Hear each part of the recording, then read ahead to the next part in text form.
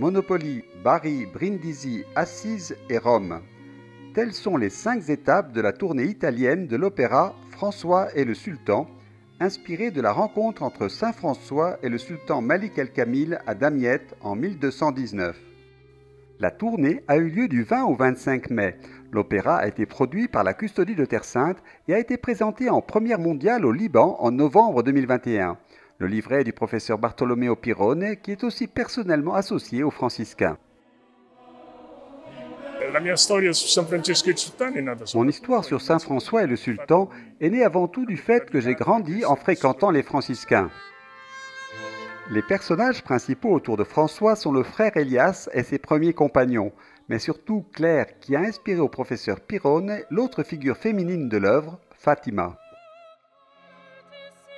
Et donc j'ai inventé le personnage de Fatima, mais même la figure de Fatima est en un certain sens une figure illuminée par la présence de Claire. La musique a été composée par le maestro libanais Père Khalil Rahne, qui a dirigé le chœur de l'Université Notre-Dame et des solistes libanais. Le texte littéraire était difficile, mais nous avons réussi à le mettre en musique, de la musique occidentale et orientale, avec quelques mélodies que j'ai ajoutées de ma propre composition.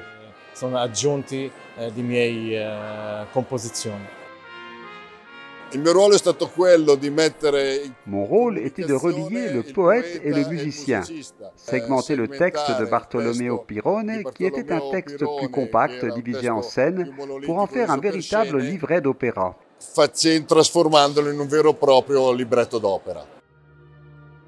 Trois étapes dans les Pouilles, à Monopoli, Bari et Brindisi. Des voix de la chorus, les artistes de l'orchestre Magna Grecia de Taranto et le soliste Giuseppe Daviglio dans le rôle du sultan se sont joints à la représentation de Brindisi. L'accueil a été des plus chaleureux, non seulement lors des concerts, mais aussi pendant leur séjour avec des moments de convivialité et une immersion dans les traditions locales au son de la pizzica et de la tarantella. Il y avait même un programme supplémentaire de musique d'accordéon joué par un enfant de 7 ans.